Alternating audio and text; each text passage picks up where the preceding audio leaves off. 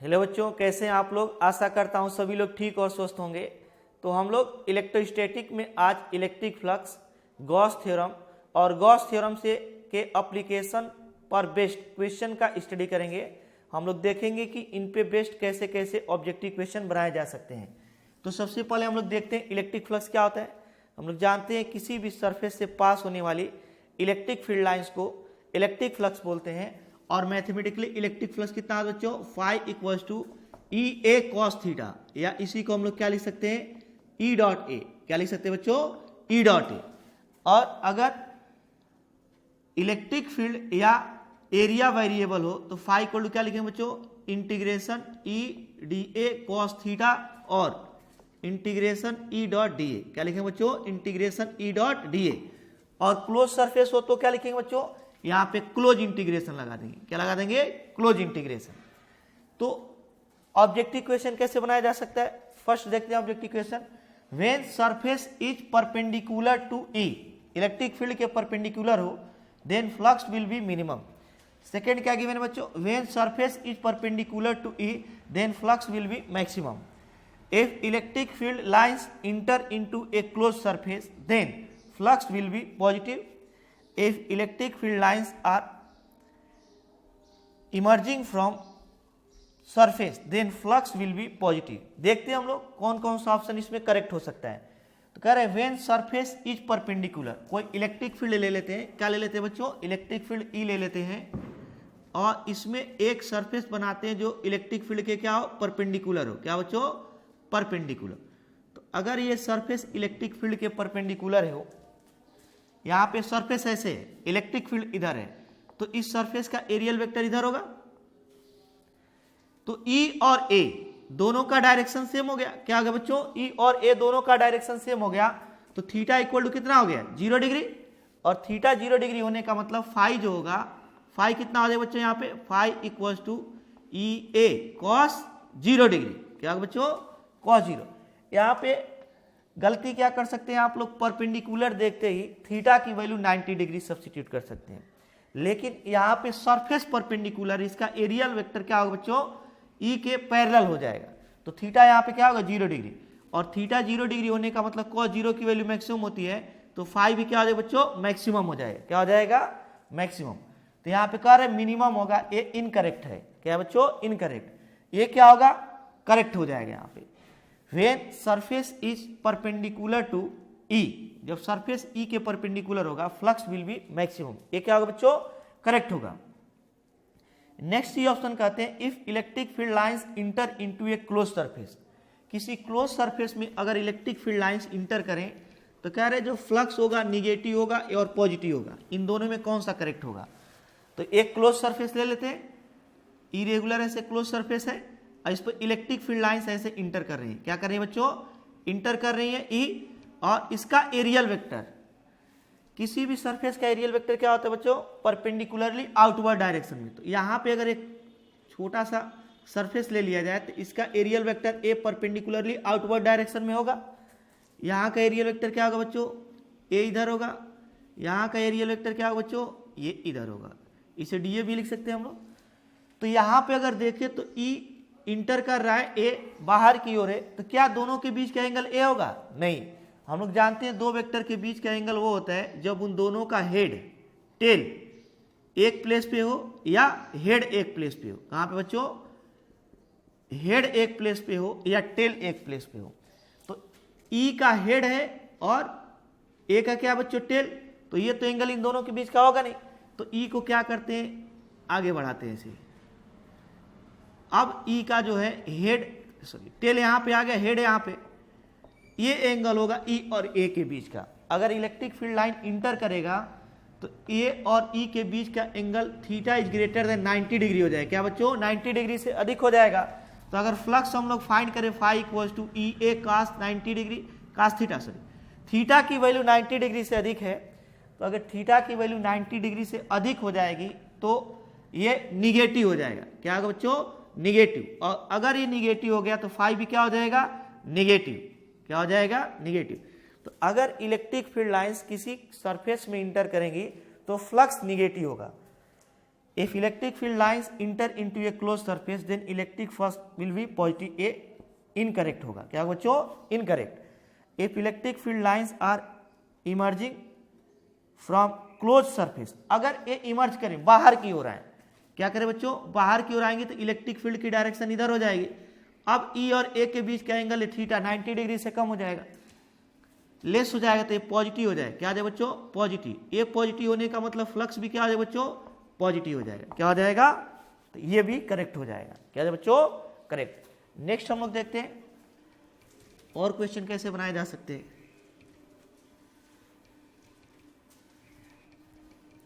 कुछ क्वेश्चन में हमें वेक्टर फॉर्म में देगा. किस फॉर्म बच्चों? वेक्टर फॉर्म में दे करके हमें इलेक्ट्रिक फ्लक्स की वैल्यू पूछेगा कि सरफेस से बाउंडेड इलेक्ट्रिक फ्लक्स कितना होगा. सरफेस से बाउंडेड इलेक्ट्रिक फ्लक्स कितना होगा. तो यहां पे एज्यूम कर लिया जाए एफ. क्वेश्चन गिवन है if E vector equals to 2i cap plus 3j cap plus 4k cap vector, और कहा दे हमें find electric flux bounded with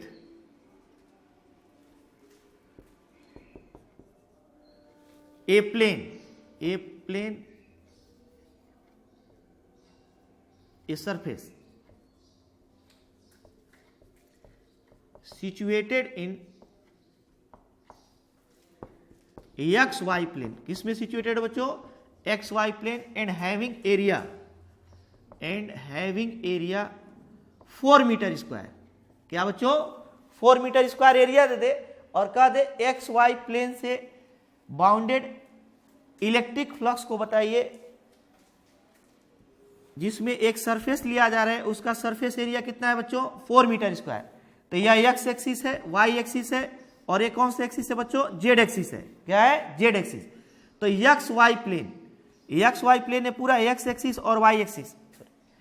x axis और वाई एक्सिस पूरा ये जो प्लेन होगा यह एक्स वाई प्लेन होगा, और इस प्लेन में एक सरफेस लिया गया. कह रहा है if E equal to given है find electric flux bounded with a surface. इसमें एक सरफेस लिया जा रहा है situated in X Y plane. किसमें बच्चों?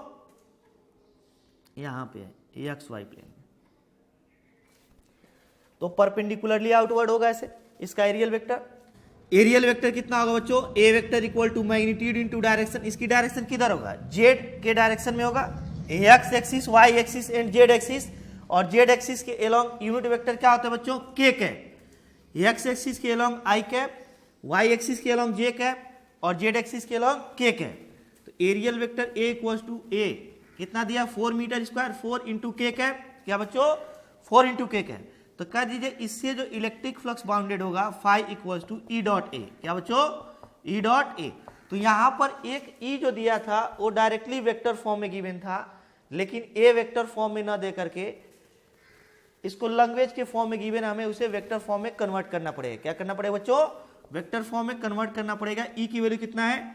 2i cap plus 3j cap plus 4k cap, और डॉट क्या देगा बच्चों? यहाँ पे है 4k कैप. तो हम लोग डॉट प्रोडक्ट में जानते हैं i के कोएफिशिएंट का i के साथ 0 हो जाएगा, j के कोएफिशिएंट का j के साथ मल्टीप्लीकेशन 0, k के कोएफिशिएंट के k के साथ. तो कितना हो जाएगा यहाँ पे? 16. यूनिट क्या लिखेंगे बच्चों?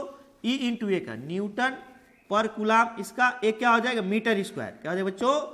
न्यूटन मीटर स्क्वायर पर कूलाम हो जाएगा. तो यहाँ पे ऑप्शन बना सकता है हमें, जो फ्लक्स होगा 0 होगा.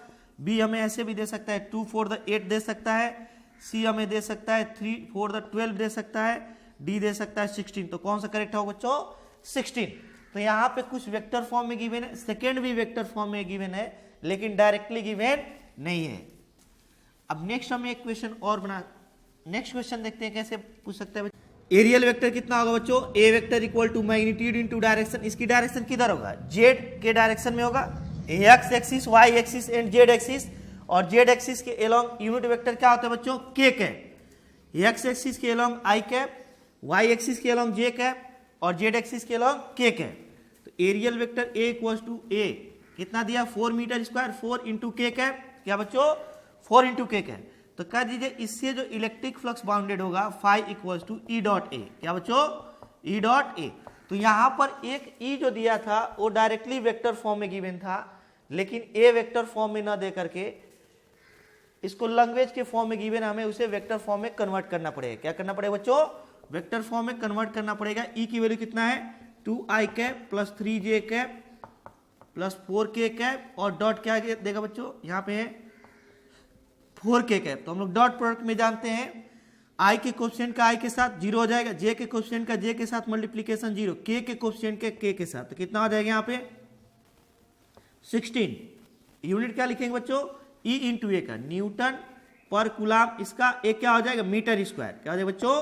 न्यूटन मीटर स्क्वायर पर कूलाम हो जाएगा। तो यहाँ पे ऑप्शन बना सकता है हमें, जो फ्लक्स होगा 0 होगा, बी हमें ऐसे भी दे सकता है 2 4 8 दे सकता है, सी हमें दे सकता है 3 4 12 दे सकता है, डी दे सकता है 16। तो कौन सा करेक्ट होगा बच्चों? 16। तो यहाँ पे कुछ वेक्टर फॉर्म में गिवन है, सेकेंड भी वेक्टर फॉर्म में गिवन है, लेकिन डायरेक्टली गिवन नहीं है। अब नेक्स्ट क्वेश्चन क्या दे सकता है बच्चों? एज्यूम कर लिया जाए कि uniform electric field E equals to 20 newton पर कूलाम गिवन है। कितना बच्चों?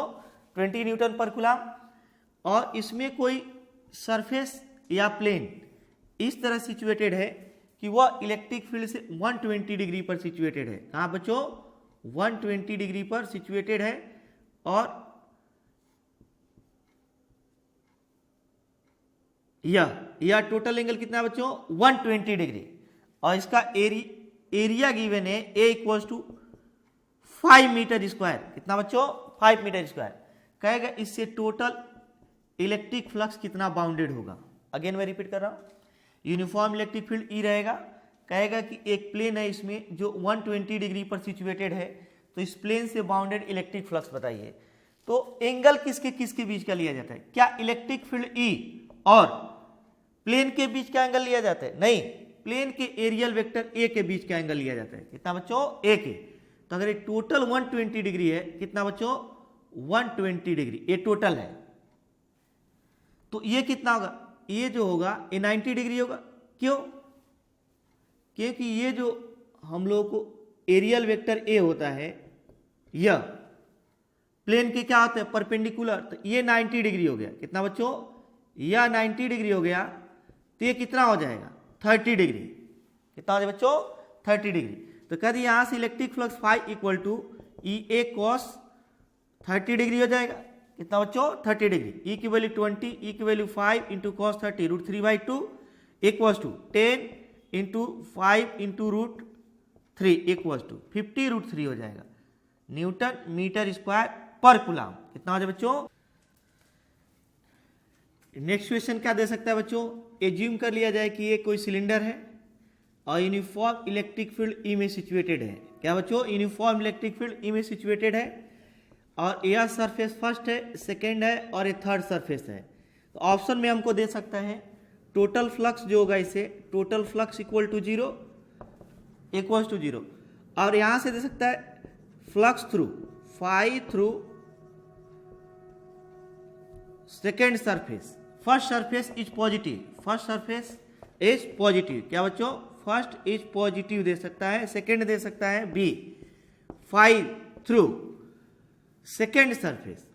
सेकेंड सरफेस क्या दे सकता है बच्चों? Through second is negative. क्या बच्चों? निगेटिव। डी हमको दे सकता है phi through third is positive, is positive और निगेटिव दे सकता है। एंड डी से दे सकता है फाई थ्रू थर्ड इज 0। क्या बच्चों? 0। तो कैसे हम लोग इसको सॉल्व करेंगे? सबसे पहले देखते हैं इसका एरियल वेक्टर ए किधर होगा। ई के डायरेक्शन में होगा बच्चों, जिधर ई होगा उधर ही क्यों? क्योंकि एरियल वेक्टर प्लेन के परपेंडिकुलर आउटवर्ड डायरेक्शन में होता है। तो प्लेन अगर ऐसे है तो आउटवर्ड डायरेक्शन ही होगा। इसके आउटवर्ड डायरेक्शन में ए हुआ और ई हुआ, दोनों के बीच का एंगल कितना हुआ बच्चों? 0। तो अगर इससे फ्लक्स फाइंड किया जाए तो फाई इक्वल टू क्या लिखेंगे? EA को 0 डिग्री का 0 डिग्री की वैल्यू कितनी होती है? 1। तो ए पॉजिटिव आएगा बच्चों। इसका मतलब फर्स्ट प्लेन के थ्रू जो इलेक्ट्रिक फ्लक्स होगा वो पॉजिटिव होगा। क्या होगा बच्चों? Positive. Phi through first is positive, ये करेक्ट हो जाएगा। अब हम लोग सेकेंड के थ्रू फ्लक्स देखते हैं। फाई 2 ये फाई 1 हो गया। Flux through second surface phi T equal to, लेकिन यहाँ पे ए रियल वेक्टर प्लेन के परपेंडिकुलर आउटवर्ड डायरेक्शन में और ई की डायरेक्शन इधर है, दोनों के बीच का एंगल कितना हुआ बच्चों 180 डिग्री, एरो अपोजिट डायरेक्शन में है, दोनों के बीच का एंगल 180 डिग्री, तो फाई लिखेंगे ई ए कॉस 180 डिग्री। क्या बच्चों 180 डिग्री की वैल्यू क्या होती है -1, तो ई ए इंटू -1 इक्वल टू माइनस ई ए। इसका मतलब जो सेकेंड सरफेस है उससे बाउंडेड फ्लक्स क्या होगा बच्चों negative, phi through second is negative, ये भी करेक्ट होगा। अब थर्ड को देखते हैं, तो अगर सिलेंडर ऐसे रख दिया जाए जैसे मार्कर है, तो इसका एरियल वेक्टर परपेंडिकुलरली आउटवर्ड होगा A3, और यहाँ पे इलेक्ट्रिक फील्ड E, इन दोनों के बीच का एंगल कितना है बच्चों 90 डिग्री। तो अगर थर्ड सरफेस से हम लोग फ्लक्स φ3 फाइंड करें, तो φ3 कितना हो जाए बच्चों ई ए cos 90 डिग्री, और cos 90 डिग्री की वैल्यू क्या होती है बच्चों 0, क्या होती है 0। कर phi flux through third is positive, क्या पॉजिटिव है 0 है, क्या बच्चों 0। तो ऑप्शन ऐसे ही बना सकता है। नेक्स्ट क्वेश्चन कैसे बना सकता है इलेक्ट्रिक फ्लक्स पर, उसको देखते हैं हम लोग।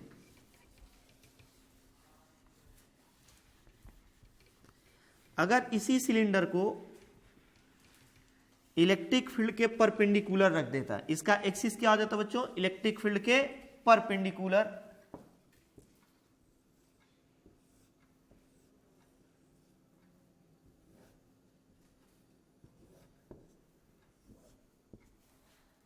और पूछता यहां पे एकदम मिडिल से इसको कट कर दिया जाए, कहां से बच्चों मिडिल से अगर कट कर दिया जाए, तो हाफ सरफेस जो ए होगा इधर का हाफ सरफेस, इसके थ्रू इलेक्ट्रिक फ्लक्स कितना होगा, और जो इधर का हाफ सरफेस बचेगा इसके थ्रू इलेक्ट्रिक फील्ड कितना होगा।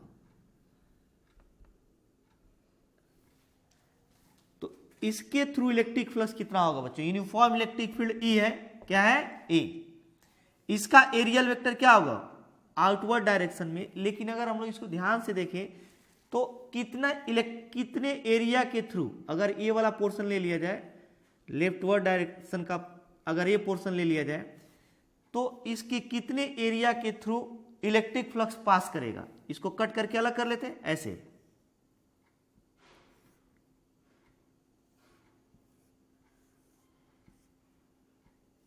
ऐसे कर लिया जाए, तो ये जो हमको एरिया दिखाई दे रहा है इसके टोटल एरिया के थ्रू फ्लक्स पास होगा। क्या होगा बच्चों टोटल एरिया के थ्रू फ्लक्स पास होगा। जैसे हम लोग इसको एग्जाम्पल से समझते हैं,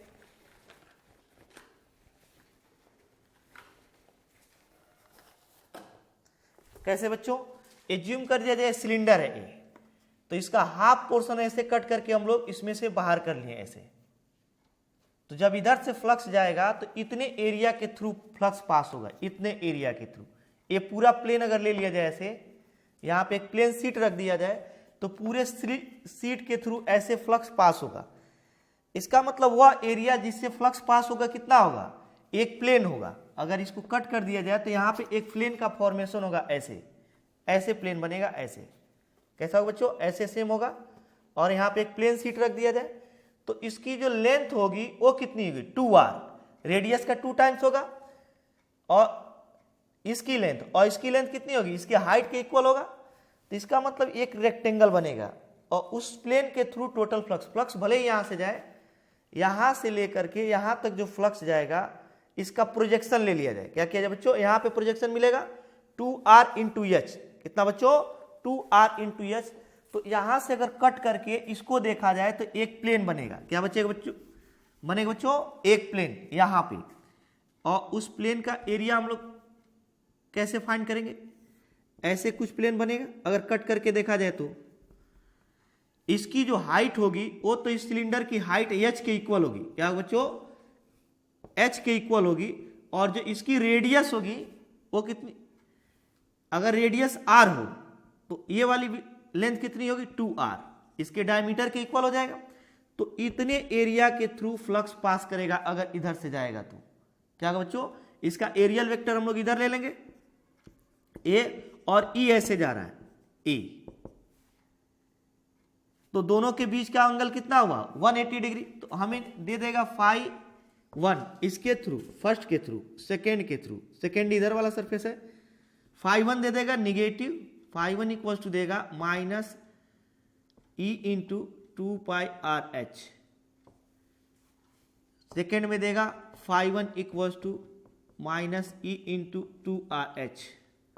थर्ड में देगा हमें φ1 इक्वल टू φ2 इक्वल टू इसके थ्रू जो सेकेंड वाला सरफेस है, हाफ पोर्शन ए है, हाफ पोर्शन ए, तो इसके थ्रू जो फ्लक्स है वो φ1 एज्यूम किए, इसके थ्रू जो इधर वाला पोर्शन है इसके थ्रू φ2, तो φ2 कितना होगा बच्चों, इसको ऑप्शन देगा E इंटू 2πRH और यहाँ पर देगा D, φ3 equal to E into πRH और E इंटू 2RH देगा। कौन कौन से ऑप्शन करेक्ट होंगे बच्चों, बी और डी ऑप्शन करेक्ट होंगे। क्यों, क्योंकि फ्लक्स भले ही इस पूरे कर्व पोर्शन से जा रहा है लेकिन कितने एरिया को पास करेगा, कितने एरिया से पास करेगा बच्चों, 2R इंटू एच एरिया से, क्योंकि यहाँ पे जब हम लोग कट करके देखेंगे तो एक प्लेन बनेगा, या लेंथ जो होगा 2R होगा और क्या होगा H, और इतने लेंथ को पार करेगा तो इधर वाला एरियल वेक्टर इस डायरेक्शन में होगा, इस सरफेस का एरियल वेक्टर इस डायरेक्शन में होगा,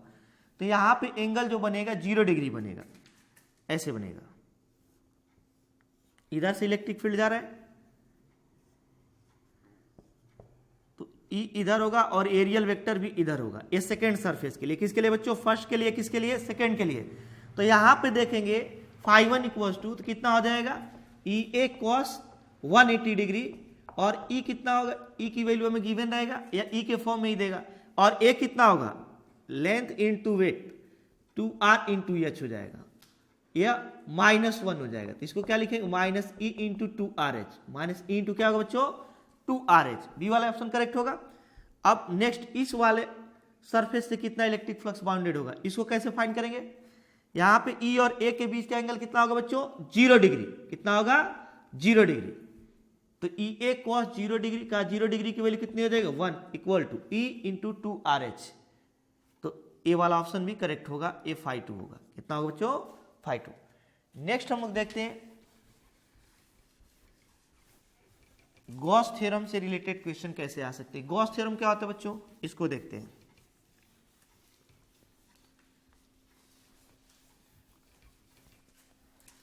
गॉस थ्योरम किसके लिए अप्लाई होता है, ओनली क्लोज सरफेस के लिए। किसके लिए बच्चों, ओनली क्लोज सरफेस के लिए, ओपन सरफेस के लिए ये अप्लाई नहीं होगा।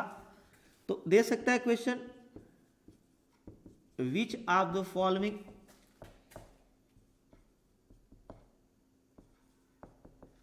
Is are correct, A option में देखते हैं बच्चों, Gauss theorem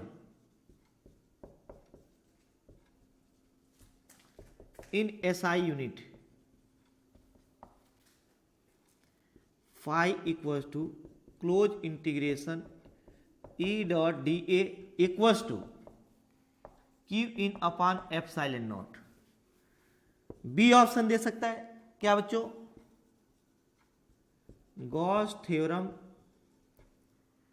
in SI unit phi E equals to integration E dot D A equals to Q in upon epsilon not.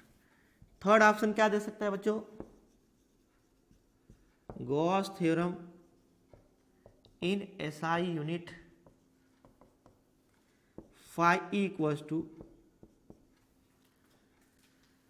CGS unit. देखते हैं CGS यूनिट क्या देगा बच्चों, integration E dot D A equals to Q in 4 pi Q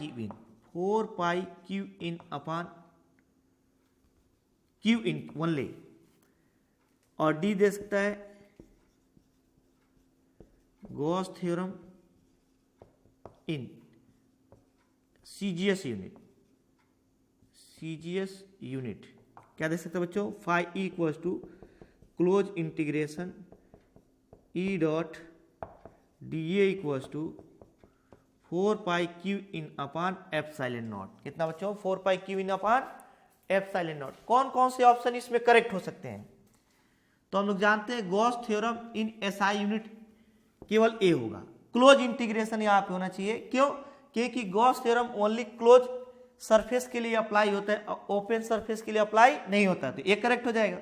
Gauss theorem in SI unit phi equal to integration E dot D है, ये यहाँ पे close नहीं है, मतलब ओपन सरफेस है तो इसके लिए अप्लाई नहीं होगा। अगर यहाँ पे क्लोज इंटीग्रेशन का साइन नहीं रहेगा, ओपन इंटीग्रेशन रहेगा, इसका मतलब सरफेस क्लोज नहीं है, और अगर सरफेस क्लोज नहीं होगा तो गॉस थ्योरम अप्लाई नहीं होगा, तो यहाँ पे क्लोज ना होने की वजह से इनकरेक्ट है। Correct, Gauss theorem in CGS unit, CGS unit में अगर एसआई यूनिट के किसी फॉर्मूले के सीजीएस यूनिट में चेंज करना हो, एसआई यूनिट के फॉर्मूले को किससे चेंज करना है बच्चों? सीजीएस यूनिट में। किससे मल्टीप्लाई करते हैं? 4 पाई एप्सिलॉन नॉट से। कितने से? 4 पाई। तो इसको अगर चेंज किया जाए तो phi equals to close integration E dot D A equals to CGS unit में चेंज करने के लिए Q in upon epsilon naught में कितने से मल्टीप्लाई कर देंगे बच्चों? 4 पाई एप्सिलॉन नॉट से।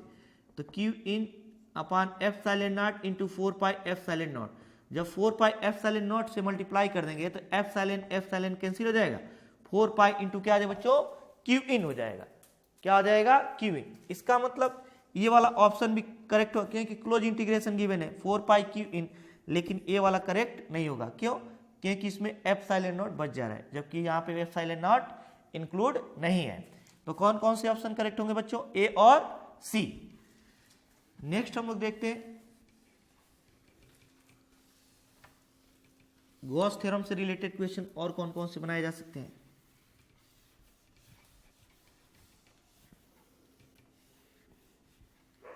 क्वेश्चन क्या दे सकता है बच्चों? क्वेश्चन दे सकता है, ये ज्यूम कर लिया जाए यहाँ पे कि कोई हेमीस्फीयर है। क्या बच्चों? हेमीस्फीयर। इसका ऊपर वाला पोर्शन नहीं है, यहां से रिमूव कर दिए। इसके सेंटर पर ला करके एक चार्ज क्यू रख दिया गया है। क्या बच्चों? क्यू। तो कह दीजिए इसके थ्रू फ्लक्स क्या होगा? A phi equals to Q upon epsilon naught, B phi equals to 0, C क्या बच्चों? Phi equals to Q upon 2 epsilon naught, D दे सकता है नॉन ऑफ दिस। क्या दे सकता है बच्चों? Non of this. कौन सा करेक्ट होगा? इसके लिए क्या करेंगे बच्चों? इसको क्लोज कर देंगे। क्या करेंगे? क्लोज कर देंगे। क्यों? अगर इस चारों तरफ ये सिमेट्रिकल हो जाएगा आवेश सरफेस के अबाउट, तो हम लोग गॉस थ्योरम अप्लाई कर सकते हैं। क्या कर सकते हैं? Gauss theorem. तो इस टोटल क्लोज सरफेस से बाउंडेड इलेक्ट्रिक फ्लक्स जो होगा क्यू अपान एप्सिलॉन नॉट होगा। क्या होगा बच्चों? Q upon epsilon not. इसमें से आधा फ्लक्स ऊपर से चला जाएगा, आधा फ्लक्स नीचे वाले हेमीस्फीयर से जाएगा। इसका मतलब अगर इससे फाई 1 हो जाए, इससे फाई 2 हो जाए, तो फाई 1 इक्वल्स टू फाई 2, क्योंकि एकदम सिमेट्रिकल है, मिडिल में, इसका हाफ हो जाए क्यू अपान 2 एप्सिलॉन नॉट। क्या हो जाए बच्चों? Q upon 2 epsilon not. तो कौन सा ऑप्शन करेक्ट हो जाएगा इसमें? सी वाला। कौन सा बच्चों? सी वाला। तो जब भी कोई चार्ज हमें गिवन रहेगा और कोई सरफेस गिवन रहेगा, तो उस चार्ज को चारों तरफ से सराउंड कर देंगे। क्या करेंगे बच्चों? सराउंड कर देंगे, और होल सरफेस से हम लोग phi upon epsilon naught find कर लेंगे, और उसके बाद हाफ से हम लोग फाइंड कर लेंगे, उसका हाफ हो जाएगा। जैसे अगर यहाँ से इलेक्ट्रिक फ्लक्स होता क्या है? इलेक्ट्रिक फील्ड लाइंस होते हैं।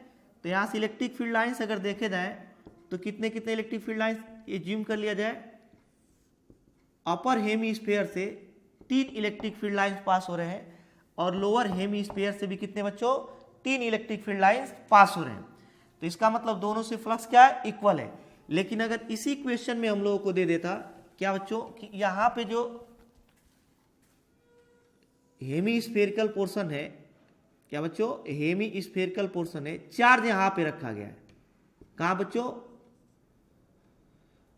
क्यू यहां पे रखा गया है।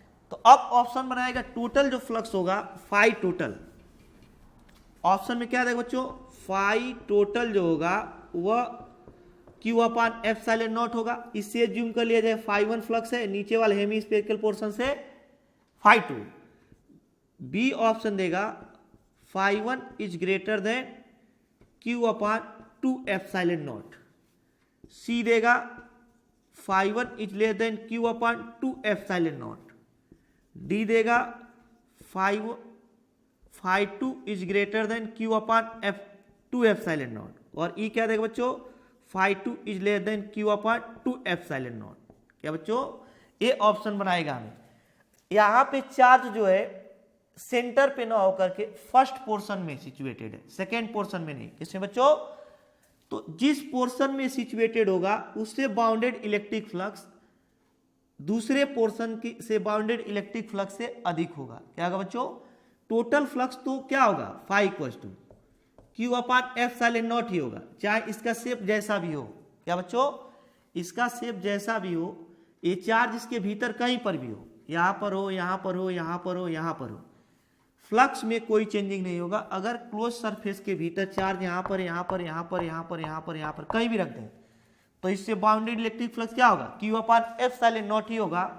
लेकिन अगर ऊपर वाले पोर्शन से देखा जाए, अगर मिडिल में होता तो हाफ हाफ बढ़ जाता है क्यू अपॉन एप्सिलॉन नॉट, लेकिन मिडिल में ना होकर के अपर वाले हेमिस्फीयर में ये सिचुएटेड है, इसलिए अपर वाले से जो इलेक्ट्रिक फ्लक्स होगा वह क्यू अपॉन 2 एप्सिलॉन नॉट से अधिक होगा। क्या होगा बच्चों, और जो लोअर वाला पोर्शन है इससे electric flux Q upon 2 epsilon not से कम होगा। अगर मिडिल में होता है एकदम दोनों के, तो दोनों से क्या होता है, Q upon 2 epsilon not, Q upon 2 epsilon not, total को जब ऐड करते तो क्यू अपॉन एप्सिलॉन नॉट आ जाता है।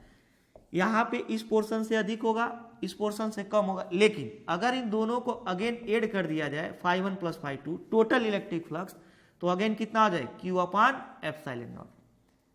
तो अगर चार्ज सिमेट्रिकली सिचुएटेड ना होकर किसी पोर्शन में सिचुएटेड हो तो उस पोर्शन से बाउंडेड इलेक्ट्रिक फ्लक्स अधिक होगा, दूसरे से कम होगा।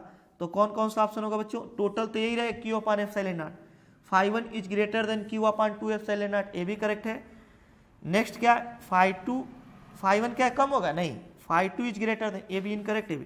तो यह और यह इनकरेक्ट हो जाएंगे, ये तीनों क्या होंगे बच्चों, करेक्ट हो जाएंगे। क्या हो जाएंगे, करेक्ट। नेक्स्ट क्वेश्चन हम लोग को क्या बना सकता है इलेक्ट्रिक फ्लक्स बच्चों, गॉस थ्योरम से रिलेटेड। कहा दिया जाए कि अगर कोई 4 मीटर रेडियस का स्फीयर है, कितने का बच्चों, 4 मीटर रेडियस के स्फीयर से इलेक्ट्रिक फ्लक्स जो है 20 न्यूटन मीटर स्क्वायर पर कूलम है। कह रहे इसका रेडियस बढ़ाकर 8 मीटर कर दिया गया, 8 मीटर रेडियस, और चार्ज में कोई चेंजिंग नहीं था, पहले 4 का था, अब क्या किया गया बच्चों, 8 का कर दिया गया। तो इलेक्ट्रिक फ्लक्स कितना टाइम्स हो जाएगा, कितना टाइम्स हो जाएगा बच्चों, अगर इसे 2r कर दिया जाए तो, पहले r था, 4 था, बाद में चार्ज तो वही रह गया, क्या हुआ, चार्ज वही रह गया। तो इलेक्ट्रिक फ्लक्स जब फाई फाइंड करेंगे तो यहाँ भी क्यू अपॉन एप्सिलॉन नॉट, और यहाँ पर भी क्या होगा बच्चों, phi equals to Q upon epsilon naught. क्या यहाँ पे रेडियस का कोई इफेक्ट पड़ेगा, नहीं।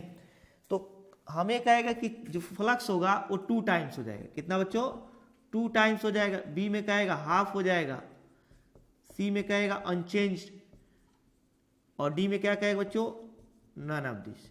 तो क्या होगा, अनचेंज रहेगा। अगर हम लोग रेडियस को कितना टाइम्स कर दें और उसके भीतर के चार्ज को ना चेंज करें तो इलेक्ट्रिक फ्लक्स पे कोई इफेक्ट नहीं पड़ेगा, क्योंकि Q upon only epsilon not है। कितना बच्चों, Q upon epsilon not. Next देखते हैं हम लोग,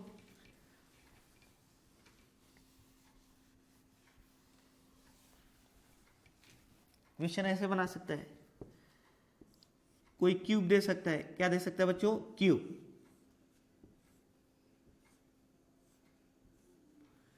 और इसके यहां पे चार्ज रख सकता है सरफेस पर, और कहेगा इस क्यूब से बाउंडेड इलेक्ट्रिक फ्लक्स कितना होगा। ऑप्शन देगा phi equals to Q upon epsilon naught, B phi equals to Q upon 2 epsilon naught, C phi equals to 0, D none of this. क्या बच्चों, नॉन ऑफ दिस। तो जब ऐसा question आएगा तो इसे, इस चार्ज को चारों तरफ से सराउंड कर देंगे ऐसे ही सरफेस से। तो अगर यहाँ पे एक चार्ज है और ऊपर से एक क्यूब ला कर रख दें तो ये ऊपर से और नीचे से सिमेट्रिकल हो जाएगा। क्या है बच्चों, सिमेट्रिकल। क्यूब के सरफेस पर अगर सिचुएटेड है और उसके ऊपर सेम ऐसा ये क्यूब ला के रख दें तो ये चार्ज क्या हो जाएगा, मिडिल में आ जाएगा दोनों क्यूब के। तो टोटल जो फ्लक्स होगा जब सराउंड कर देंगे तो गॉस थ्योरम से फाई इक्वल टू क्या हो जाएगा, क्यू अपॉन एप्सिलॉन नॉट, लेकिन वो इस टोटल से बाउंडेड फ्लक्स होगा। तो केवल हाफ से बाउंडेड फ्लक्स क्या हो जाएगा बच्चों, क्यू अपॉन 2 एप्सिलॉन नॉट। कितना हो जाएगा, Q/2ε0। इसी चार्ज को यहां पर न रख करके कहां पे रख दे बच्चों, यहां पर रख दे, और पूछे कि अब इलेक्ट्रिक फ्लक्स कितना बाउंडेड होगा इससे, तो इसको चारों तरफ से सराउंड करने के लिए एक क्यूब ऐसा ऊपर रखना पड़ेगा, एक इधर से रखना पड़ेगा, एक इधर से रखना पड़ेगा। तो अभी उस साइड से क्या हुआ है, सराउंड हुआ है। अब उसको इधर से सराउंड करने के लिए 4 और क्यूब रखने पड़ेंगे। क्या करने पड़ेंगे बच्चों, 4 क्यूब और रखने पड़ेंगे। जैसे अगर एक कॉर्नर पे है तो कॉर्नर 4 क्यूब उस साइड से आ गए, जैसे एक क्यूब उधर से, एक क्यूब इधर से, एक क्यूब उधर से, एक क्यूब इधर से, तो 4 नीचे से क्यूब होंगे तो मिडिल में आएगा, और वैसे ही 4 ऊपर से क्यूब होंगे। इसका मतलब 8 क्यूब हमको चाहिए इसको सराउंड करने के लिए। तो एक क्यूब से बाउंड जो इलेक्ट्रिक फ्लक्स बाउंडेड होगा Q/8ε0 होगा। कितना होगा बच्चों, Q/8ε0। तो इसमें कोई ऑप्शन दे सकता है Q/8ε0, और नहीं भी दे सकता है तो नॉन ऑफ दीज हो जाता। तो ये वाला ऑप्शन करेक्ट होगा। इसी में अगर हमको दे देता क्या बच्चों कि जो चार्ज है वो यहां पर सिचुएटेड है, कहां पे, यहां पे, तो इसको सराउंड करने के लिए चारों ओर से कितने क्यूब की आवश्यकता होती, एक क्यूब और इधर से चाहिए और 2 क्यूब इधर से चाहिए। कितने बच्चों, अगर यहाँ पे कोई चार्ज है तो ऐसा ही क्यूब इधर रख दे तो उस साइड से इस साइड से सिमेट्रिकल हो गया, लेकिन इधर से अभी चार्ज दिखाई देगा, तो एक क्यूब इधर और एक क्यूब उधर रखना पड़ेगा। 4 क्यूब की आवश्यकता पड़ेगी। तो इलेक्ट्रिक फ्लक्स कितना हो जाएगा, Q/4। नेक्स्ट क्वेश्चन क्या दे सकता है बच्चों, एज्यूम कर लिया जाए कोई सिलेंडर है, इसके भीतर कोई चार्ज सिमेट्रिकली सिचुएटेड है। कैसे बच्चों, हेंस इसके मिडिल पॉइंट पर एक्सिस पे है, यहाँ पे Q चार्ज गिवन होगा। कहेगा इसके कर्व सरफेस से जो इलेक्ट्रिक फ्लक्स है वो फाई है। तो सर्कुलर सरफेस से इलेक्ट्रिक फ्लक्स क्या होगा, क्या बच्चों, जो कर्व सरफेस है इससे बाउंडेड इलेक्ट्रिक फ्लक्स फाई है, तो सर्कुलर पार्ट से कितना इलेक्ट्रिक फ्लक्स बाउंडेड होगा। तो एज्यूम कर लिया जाए कि इससे फाई होगा और इससे भी क्या होगा बच्चों, फाई होगा। क्यों इक्वल होगा, क्योंकि चार्ज सिमेट्रिकली सिचुएटेड है। कैसे बच्चों, सिमेट्रिकली सिचुएटेड है। और जो कर्व सरफेस है, तो यहां से हम लोग अगर गॉस थ्योरम का यूज करें क्या बच्चों, तो फाई नेट इक्वल्स टू क्या लिखेंगे, फाई प्लस फाई, और इससे बाउंडेड इलेक्ट्रिक फ्लक्स एज्यूम कर लिया जाए, इससे फाई डैश और फाई डैश ले लिया जाए, इससे हमें फाई गिवन रहेगा। क्या रहेगा बच्चों, कर्व सरफेस से फाई गिवन है, तो फाई डैश प्लस फाई, और जो फाई नेट होगा वो कितना होगा बच्चों, गॉस थ्योरम से Q/ε0। कितना होगा बच्चों, Q/ε0। तो ये क्या हो जाएगा, 2 phi dash plus phi equals to Q/ε0। यहां से अगर हम लोग 2 फाई डैश फाइंड करें तो कितना हो जाएगा, Q/ε0 माइनस फाई। क्या है बच्चों, Q/ε0 माइनस फाई।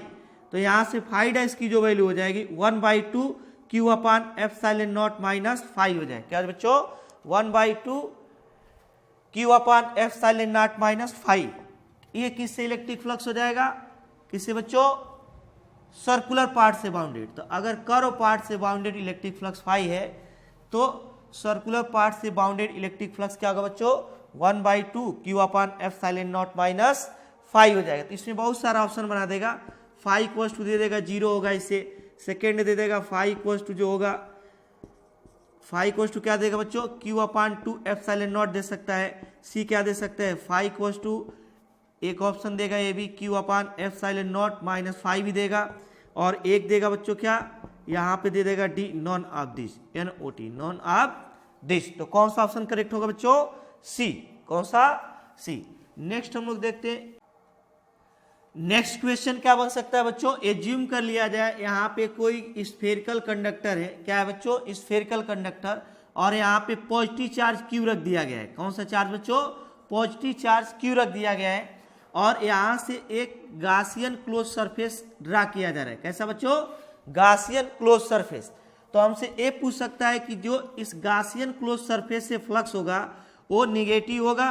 क्या बच्चों, निगेटिव सेकेंड ऑप्शन में देगा, या फाई पॉजिटिव होगा। क्या बच्चों, पॉजिटिव, या थर्ड हमें देगा फाई क्या हो सकता है बच्चों, 0, या डी देगा नॉन ऑफ दिस। क्या बच्चों, नॉन ऑफ दिस। तो कौन सा ऑप्शन करेक्ट होगा, या एक कंडक्टर है, क्या है बच्चों, कंडक्टर है, और इस कंडक्टर के क्लोज एक पॉजिटिव चार्ज रख दिया गया है, और इधर एक गासियन सरफेस ड्रा किया गया है। तो कह रहे कि इस गासियन सरफेस से या जो इलेक्ट्रिक फ्लक्स होगा वो पॉजिटिव होगा, निगेटिव होगा, जीरो होगा या इनमें से कोई नहीं। तो क्या करेंगे बच्चों, सबसे पहले हम लोग जानते हैं यहाँ पे इंड्यूस चार्ज प्रोड्यूस होगा नेगेटिव, और अगर यहाँ पे इंड्यूस चार्ज नेगेटिव है तो यहाँ पे इंड्यूस चार्ज क्या होगा बच्चों, पॉजिटिव।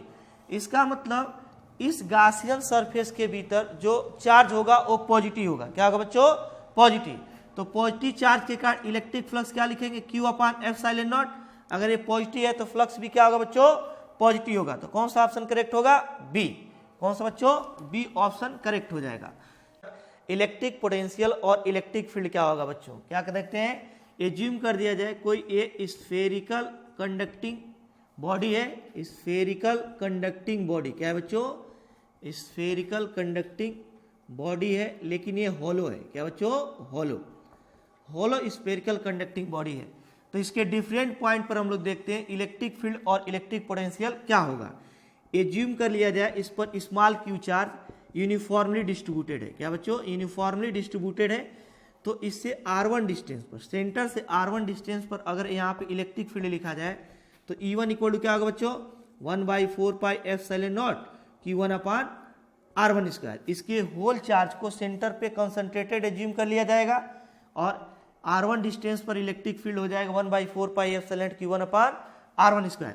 अगर इसकी रेडियस कैपिटल R हो, क्या बच्चों, कैपिटल R, तो यहाँ पे कह दिया जाए कि इलेक्ट्रिक फील्ड क्या होगा, तो क्या होता है बच्चों, 1/4πε0 Q/R² होता है। क्या मतलब यहाँ पे देखा जाए, यहाँ पर E इक्वल टू कितना होता है बच्चों, 0।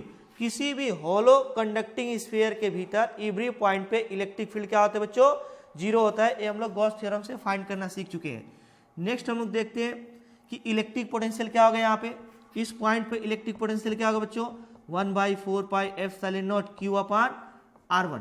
क्या बच्चों, यहाँ पे R1² है और यहाँ पे क्या है बच्चों, R1 है। यहाँ पे इलेक्ट्रिक पोटेंशियल क्या होगा बच्चों, B इक्वल टू 1/4πε0 Q/ क्या हो जाएगा, यहाँ से कैपिटल R हो जाएगा। क्या है बच्चों, रेडियस कैपिटल R है।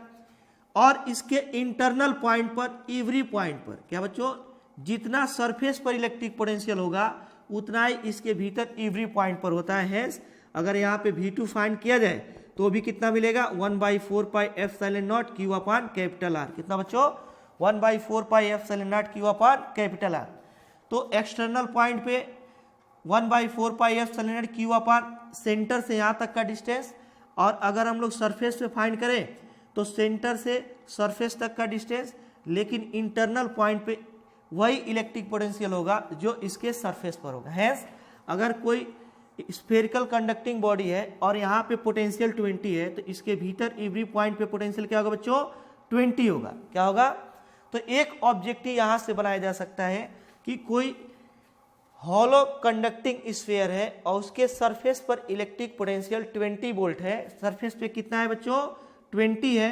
तो कहेगा उसके सेंटर पर कितना इलेक्ट्रिक पोटेंशियल होगा। ऑप्शन में देगा 20, बी देगा 0, सी देगा 40 और डी देगा नॉन ऑफ दीज। क्या देगा बच्चों, नॉन ऑफ दीज। तो कौन सा करेक्ट हो जाएगा, ऑप्शन ए करेक्ट होगा। कौन सा बच्चों, ऑप्शन ए करेक्ट हो जाएगा। नेक्स्ट ऑब्जेक्टिव क्या बना सकता है, इसके ग्राफ पर। क्या बच्चों, ग्राफ पर। तो ग्राफ इसका कैसे कैसे हम लोग ड्रा कर सकते हैं, जरा ये देखते हैं। तो अगर हम लोग इलेक्ट्रिक फील्ड E और डिस्टेंस R के बीच ग्राफ खींचे तो ऑप्शन में देगा कुछ ऐसे। क्या देगा बच्चों, ए स्फेरिकल कंडक्टर है होलो, तो ऐसे दे देगा ग्राफ, ऐसे जाएगा और फिर ऐसे चेंज होगा। बी ऑप्शन में देगा कुछ ऐसे। क्या देगा बच्चों, यहाँ पे दे देगा स्फेरिकल बॉडी और ग्राफ दे देगा ऐसे, फिर यहाँ से ग्राफ ऐसे वेरी करेगा। सी दे देगा हमको क्या बच्चों, लगातार ऐसे वेरी करे। यहाँ पर इसको ग्राफ को दे देगा कि ऐसे जाए फिर ऐसे जाए, और डी दे देगा नॉन ऑफ दिस। क्या देगा बच्चों, नॉन ऑफ दिस। तो इनमें से कौन सा ऑप्शन करेक्ट होगा, ये ग्राफ किसमें देगा, ई और आर के बीच। किसके बीच बच्चों, ई और आर के बीच, और कहेगा इनमें से कौन सा ग्राफ करेक्ट होगा। तो कौन सा ग्राफ करेक्ट होगा बच्चों, बी वाला। क्यों, क्योंकि हम लोग देख रहे हैं कि इसके भीतर एवरी पॉइंट पर इलेक्ट्रिक फील्ड क्या है, 0, और वाई एक्सिस पे हम लोग इलेक्ट्रिक फील्ड ई लिए हैं, वाई एक्सिस पे क्या लिए बच्चों, इलेक्ट्रिक फील्ड ई। तो यहां से लेकर सेंटर से लेकर सरफेस तक इलेक्ट्रिक फील्ड क्या है, 0। और उसके बाद इलेक्ट्रिक फील्ड कैसे बदल रहा है, E is proportional to 1/r1²। तो इसका ग्राफ कुछ ऐसा मिलेगा। ये वाला ग्राफ क्यों नहीं मिलेगा, क्योंकि ग्राफ का ये पोर्शन तो इंक्लूड इसमें है ही नहीं, इसमें तो 0 है इलेक्ट्रिक फील्ड, जबकि यहाँ पे इलेक्ट्रिक फील्ड मिल रहा है। इसका मतलब इनकरेक्ट। ये भी नहीं मिला क्योंकि सेंटर से लेकर सरफेस तक कोई इलेक्ट्रिक फील्ड नहीं, जबकि इस ग्राफ में दिखाई दे रहा है कि इलेक्ट्रिक फील्ड है। इसका मतलब ये भी इनकरेक्ट। ये भी तो कौन सा ऑप्शन हो जाएगा बच्चों, बी।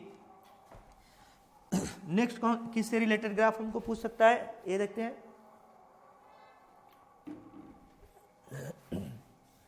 क्या होगा बच्चों, यहां पे नेक्स्ट ग्राफ पूछेगा V और R के बीच, किसके बीच बच्चों, V और R के बीच। तो कैसा कैसा ऑप्शन बना सकता है, ए देखते हैं, ए है V और ए है क्या बच्चों, R। और यहाँ पे नॉन कंडक्टिंग स्फीयर गिवन है, यहाँ पे बना देगा ग्राफ कुछ ऐसा होगा। बी में देगा V है ए और ए क्या है बच्चों, R, और कहेगा ग्राफ कुछ ऐसा होगा।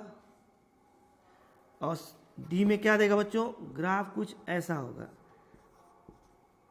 ऐसा फिर ऐसा। और डी देगा नॉन ऑफ दिस, क्या बच्चों, नॉन ऑफ दिस। तो कौन सा ग्राफ करेक्ट होगा बच्चों इसमें, ए बी सी या डी। अभी इसके पहले हम लोग इलेक्ट्रिक फील्ड ई और आर के बीच ग्राफ देखें, अब हम लोग इलेक्ट्रिक पोटेंशियल वी और आर के बीच ग्राफ देख रहे हैं। तो ये वाला ग्राफ करेक्ट होगा, क्यों, क्योंकि सेंटर से लेकर के और सरफेस तक इलेक्ट्रिक फील्ड कांस्टेंट है। कितना बच्चों, जितना सेंटर पर होगा। अगर यहाँ पे 50 है तो यहाँ भी 50 50 50, हर जगह क्या होगा, जो इलेक्ट्रिक पोटेंशियल होगा इक्वल होगा। यहाँ पर अगर 1/4πε0 Q/r है तो यहाँ पर भी 1/4πε0 Q/r होगा। यहाँ तक पूरा इलेक्ट्रिक पोटेंशियल कांस्टेंट होगा। उसके बाद ये कैसे वेरी करेगा, V is proportional to 1/r, rectangular hyperbola. तो कौन सा करेक्ट ऑप्शन होगा बच्चों, ए। बी और सी इनकरेक्ट हो जाएंगे, क्यों, क्योंकि इसमें दिखा रहा है कि इलेक्ट्रिक पोटेंशियल सेंटर से लेकर सरफेस तक 0 होगा, जो कि करेक्ट नहीं है। क्यों, क्योंकि इसमें तो इलेक्ट्रिक पोटेंशियल होगा। और सी में कह रहा है कि इलेक्ट्रिक पोटेंशियल सेंटर से सरफेस तक जाने पर लीनियरली इंक्रीज करेगा, जो कि इनकरेक्ट है। तो कौन सा ऑप्शन हो जाएगा बच्चों, ए।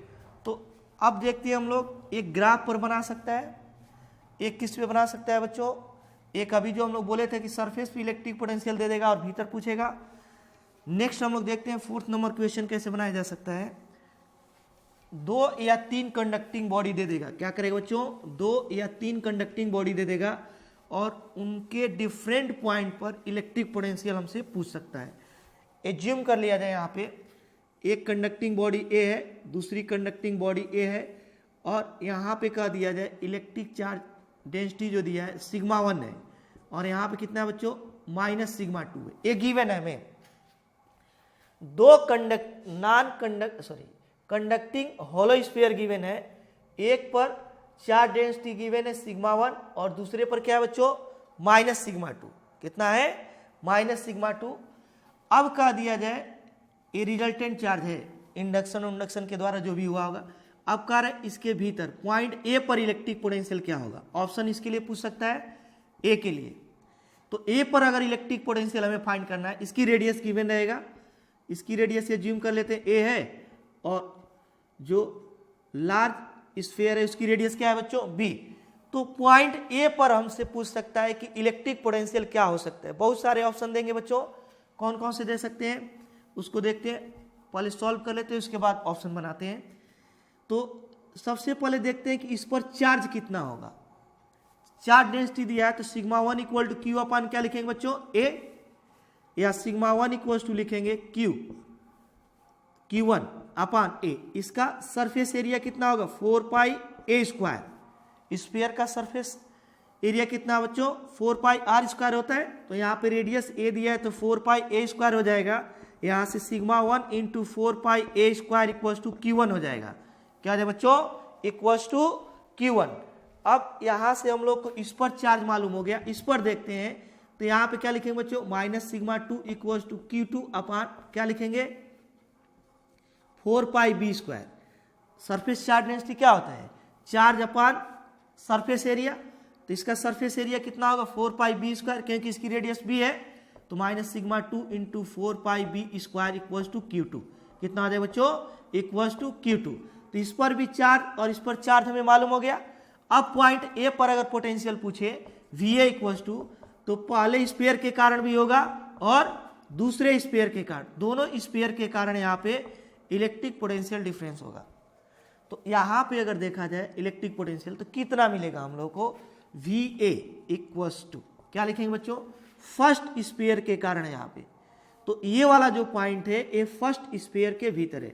जब इसके कारण यहाँ पे इलेक्ट्रिक पोटेंशियल लिखेंगे तो जो लार्ज सरफेस है इसको कुछ समय के लिए भूल जाएंगे, केवल इस पर ध्यान देंगे। इसकी वजह से यहाँ पे कितना होगा? जितना इसके सरफेस पर होगा। कहाँ पे बच्चों?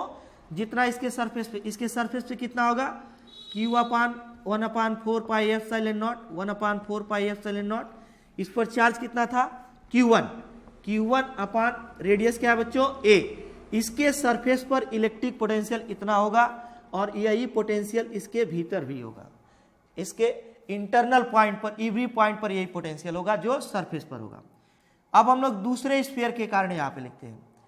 तो अगर अब दूसरे स्फीयर के कारण जब लिखेंगे तो पहले स्फीयर को भूल जाएंगे। अब बस एज्यूम करेंगे कि यह स्फीयर है और ये पॉइंट है, तो इस स्फीयर के भीतर भी तो सिचुएटेड है, तो जो इसके सरफेस पर होगा वही इसके भीतर भी होगा। क्या होगा बच्चों? तो इसका मतलब अगर इस स्फीयर के कारण इसके इंटरनल पॉइंट ए पर पोटेंशियल लिखना है तो जितना सरफेस पे और लिख दे, क्योंकि जो सरफेस पर होगा वही इसके इंटरनल पॉइंट पे होगा। तो क्या लिखेंगे बच्चों?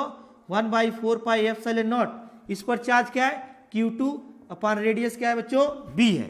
क्या है? B। तो VA इक्वल्स टू यहाँ से क्या हो जाएगा?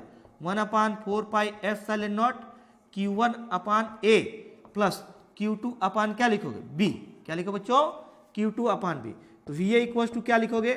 1/4 पाई एप्सिलॉन नॉट Q1 की वैल्यू कितना है बच्चों? Q1 की value sigma 1 4 pi A square. कितना है? Sigma 1 into 4 pi A square upon यहाँ से क्या हो जाएगा? A। Q2 की वैल्यू कितना है बच्चों? माइनस सिग्मा 2 इंटू 4 पाई B स्क्वायर अपान क्या लिखेंगे? B। क्या लिखेंगे बच्चों? B। तो यहाँ से क्या करते हैं? कॉमन कर लेते हैं 4 पाई। कितना बच्चों? 4 पाई। VA इक्वल टू हो जाएगा 4 पाई अपान 4 पाई एप्सिलॉन नॉट, यहाँ से sigma 1 into A square upon A minus sigma 2 into B square upon क्या लिखेंगे? B लिख देंगे। क्या लिखेंगे बच्चों? B। और फाइनली इसको सॉल्व करेंगे तो हम लोग का आंसर कितना ऑब्टेंड हो जाएगा? VA इक्वल्स टू ऑब्टेंड हो जाएगा 4 पाई कैंसिल हो जाएगा, 1/एप्सिलॉन नॉट, A और A कैंसिल है, sigma 1 into A minus sigma 2 into B। तो ये ऑप्शन में हमें देगा, बहुत सारा ऑप्शन बनाएगा। VA इक्वल्स टू लिखेगा 1/4 पाई एप्सिलॉन नॉट Q अपान, केवल ऐसे लिख सकता है सिग्मा 1 अपान R1 भी लिख सकता है, या A लिख सकता है, B में लिख सकता है VA इक्वल्स टू कुछ 0 लिख सकता है, C लिख सकता है VA इक्वल्स टू जो हम लोग के आंसर ऑब्टेन किए 1 sigma epsilon not A minus sigma 2 into B। ऐसा ऑप्शन, या D लिख सकता है नॉन ऑफ दिस। क्या बच्चों? Non of this. तो कौन सा ऑप्शन करेक्ट होगा? C। नेक्स्ट हम लोग को इसमें एक क्वेश्चन और बढ़ा सकता है, हो सकता है यहाँ पे इलेक्ट्रिक पोटेंशियल पूछ ले। कितने डिस्टेंस बच्चों? R डिस्टेंस पे, दोनों स्फीयर के बीच में इलेक्ट्रिक पोटेंशियल डिफरेंस पे क्वेश्चन बना सकता है, होलो स्फीयर से रिलेटेड। तो इस पॉइंट पे कितना होगा electric potential difference? Electric potential क्या होगा बच्चों? यहाँ पे B पर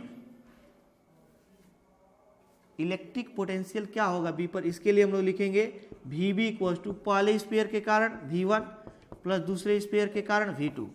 तो ये जो पॉइंट है ये तो पहले स्फीयर के बाहर है। अगर इस पहले स्फीयर के कारण हम लोग यहाँ पोटेंशियल लिखना चाहें तो इससे बाहर है। और हम लोग इस यहाँ के लिए इलेक्ट्रिक पोटेंशियल के लिए भी फॉर्मूला देखें, 1/4 पाई एप्सिलॉन Q अपान R1 था। अगर यहाँ से यहाँ तक का डिस्टेंस क्या था बच्चों? R1।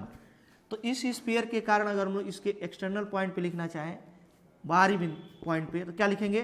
1/4 पाई एप्सिलॉन नॉट, इस पर चार्ज क्या था? Q1 अपान R लिखेंगे। क्या लिखेंगे बच्चों? R। लेकिन यह पॉइंट अभी भी लार्ज स्फीयर के भीतर है, तो इसके कारण यहाँ पे पोटेंशियल क्या होगा? जो इसके सरफेस पर होगा। कितना बच्चों? 1/4 पाई एप्सिलॉन नॉट Q2 अपान क्या लिखेंगे? B। क्या लिखेंगे? B। और चार्ज डेंसिटी अभी हम लोग चार्ज देखे थे, कितना कितना आएगा?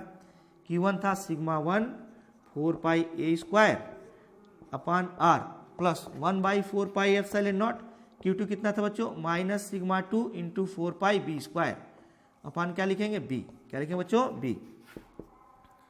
तो यहां से अगर कह दिया जाए क्या क्या कैंसिल 4 पाई और 4 पाई क्या हो जाएगा बच्चों कैंसिल हो जाएगा, क्या हो जाएगा 4 पाई सॉरी ये कैंसिल हो जाएगा। तो यहां से हमको क्या बच जाएगा 1 अपॉन एप्सिलॉन नॉट कॉमन कर लेते हैं दोनों में, इसमें और इसमें, तो यहाँ sigma 1 into A square upon R minus sigma 2 into B square upon B और बी कैंसिल हो जाएगा तो 1 अपॉन एप्सिलॉन नॉट यहाँ बच जाएगा sigma 1 into A square upon R minus sigma 2 into B, क्या बच जाएगा बच्चों सिग्मा 2 इंटू बी। तो हॉलो स्फेरिकल कंडक्टर पे इस टाइप के क्वेश्चन बनाए जा सकते हैं। अब हम लोग देखते हैं यूनिफॉर्मली चार्ज स्ट्रेट वायर के कारण इलेक्ट्रिक फील्ड क्या होगा जिसका लेंथ क्या हो बच्चों इनफाइनाइट हो। एज्यूम कर लिया जाए यूनिफॉर्मली चार्ज्ड क्या बच्चों straight wire of infinite length, कितने लेंथ क्या बच्चों इनफाइनाइट लेंथ। इसकी वजह से इलेक्ट्रिक फील्ड क्या होगा इससे स्मॉल आर डिस्टेंस पे, कहां पे बच्चों स्मॉल आर डिस्टेंस पे यूनिफॉर्मली चार्ज है और इससे स्मॉल आर डिस्टेंस पर अगर इलेक्ट्रिक फील्ड यहां पे फाइंड किया जाए तो इक्वल टू क्या होता है बच्चों lambda upon 2 pi epsilon naught into are.